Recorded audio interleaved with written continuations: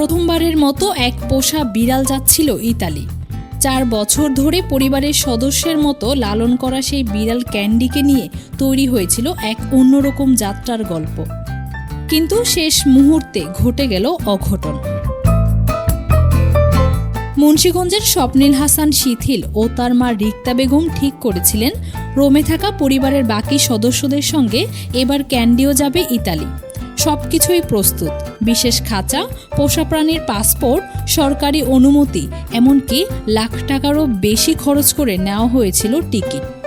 সবকিছু পেরিয়ে যখন অবশেষে রোমের পথে উড়াল দেওয়ার কথা, তখনই বাধা হয়ে দাঁড়ালো মাত্র কয়েক ইঞ্চির একটা খাঁচা।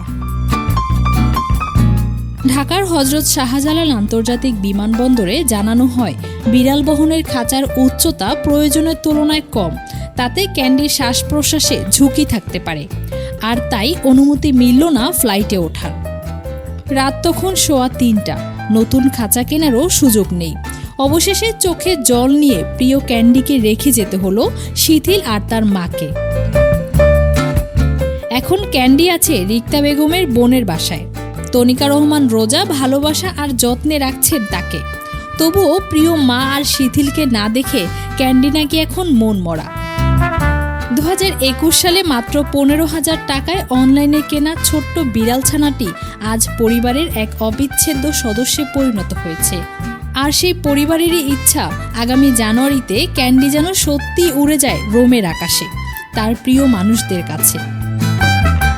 ক্যান্ডির ইতালি যাত্রা আজ থেমে গেল বিমানবন্দরে। তবে ভালোবাসার ডানা তো কোনোদিন থেমে থাকে না। Dhaka digit news desk.